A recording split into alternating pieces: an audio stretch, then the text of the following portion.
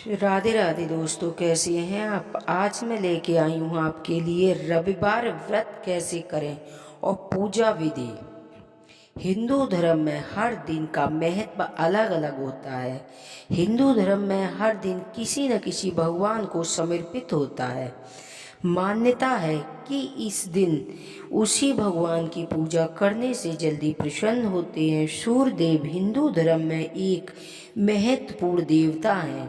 हिंदी साहित्य और पुराणों में सूर्य देव को देवताओं का राजा और जगत के ज्योतिषी, सृष्टि का आदि कारण, प्रकाश का स्रोत और समस्त जीवन का पालन बताया गया है।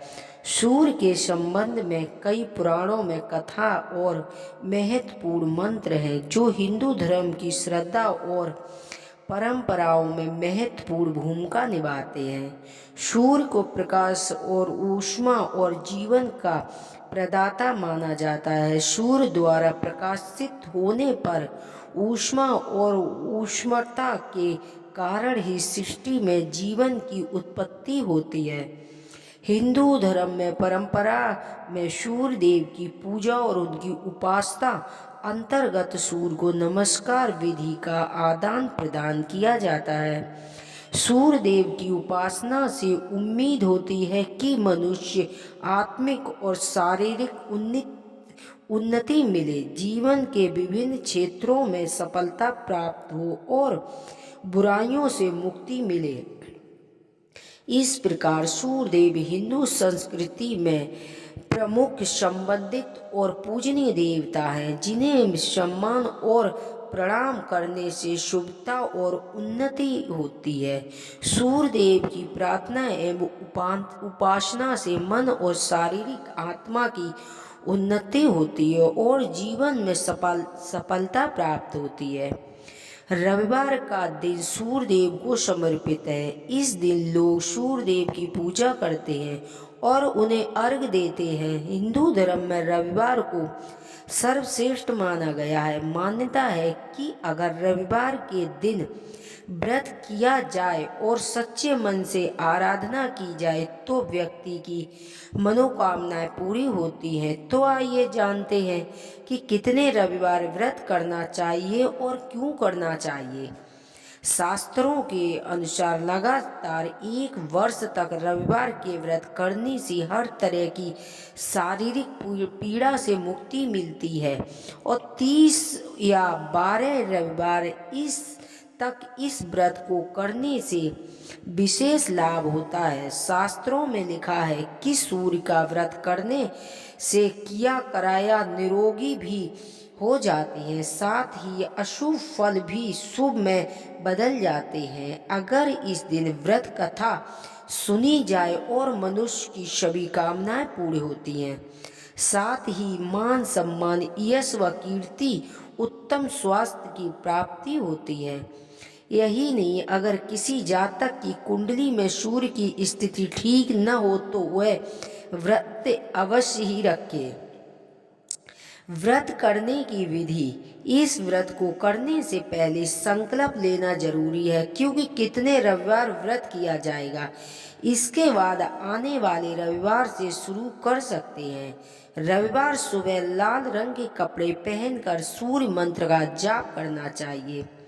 इसके बाद सूर्य देव को जल, रक्त, अक्षत, लाल पुष्प और दुर्वा में अर्घ देना चाहिए। भोजन सूर्य अस्त के बाद ही करना चाहिए। इसमें गेहूं की रोटी, दलिया, दूध, दही, घी का उपयोग अवश्य करें। व्रत रखकर अच्छा भोजन बनाकर खाना चाहिए। इसके बाद शरीर को भरपूर ऊर्जा मिलती है। भोजन में आप इस दिन नमक का प्रयोग ऊपर से न करें और सूर्य देव का नमक भूल कर भी न दें। इस दिन चावल में गुड़ या दूध मिलाकर खाने से सूर्य के प्रभाव आप पर नहीं पड़ते हैं। सूर्य देव की व्रत कथा प्राचीन काल की बात है। एक बुढ़िया थी जो नियम से तौर पर रविवार के दिन सूर्य उदय की उठकर पूजन नित्य किया करती थी। वह अपने आंगन को घर से लीपती थी, जिससे वे स्वस्थ हो सके इसके बाद सूर्यदेव की पूजा अर्चना किया करती थी। साथ ही रविवार को व्रत की कथा भी सुनती थी। इस दिन एक समय भोजन करती थी और उससे पहले सूर्यदेव को भोग लगाती थी। सूर्यदेव उस दिन बेहद प्रसन्न थे। यही कारण था कि उसे किसी की तरह का कष्ट नहीं था और धन धान से भी भरपूर थी। जब उसकी पड़ोसन ने देखा तो वह बुढ़िया से जलने लगी। बुढ़िया के घर गाय नहीं थी, इसीलिए वो अपनी पड़ोसन के आंगन गोबर से लाती थी, क्योंकि उसके यहाँ गाय नहीं थी।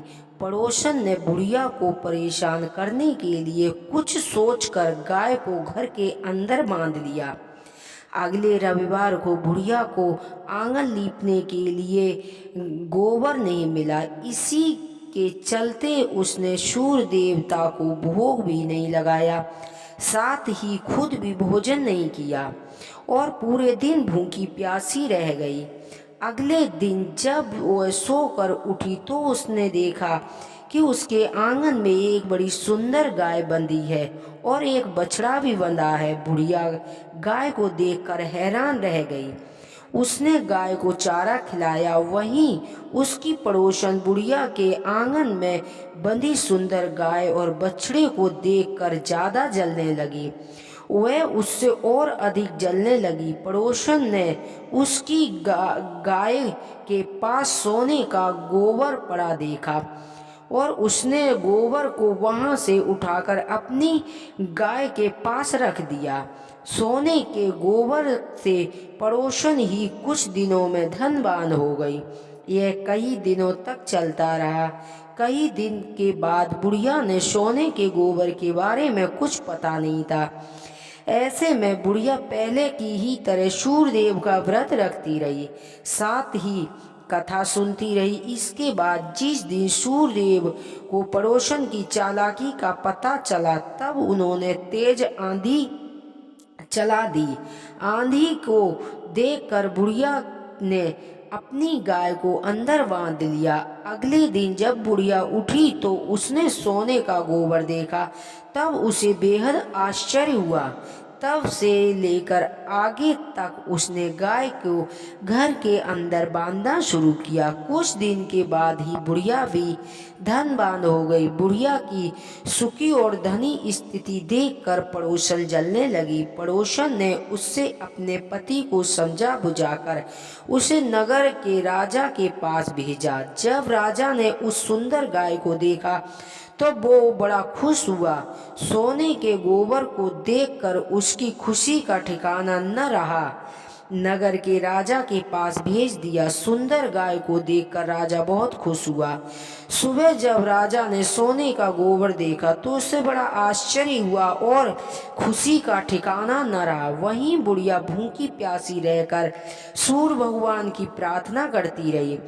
सूर्यदेव को उस पर करुणा आई। रात को सूर्यदेव ने राजा को स्वप्न में कहा, उससे कहा कि हे राजन, बुढ़िया की गाय और बछड़ा तुरंत वापस कर दो। अगर तुमने ऐसा नहीं किया तो तुम पर परेशानियों का पहाड़ टूट जाएगा। सूर्यदेव के सपने में राजा ने बुरी तरह डर गया। इसके बाद राजा ने बुढ़िया को गाय और बछड़ा लौटा दिया। राजा ने बुढ़िया को ढेर सारा धन दिया और क्षमा मांगी। राजा ने पड़ोसन और उसके पति को सजा दी।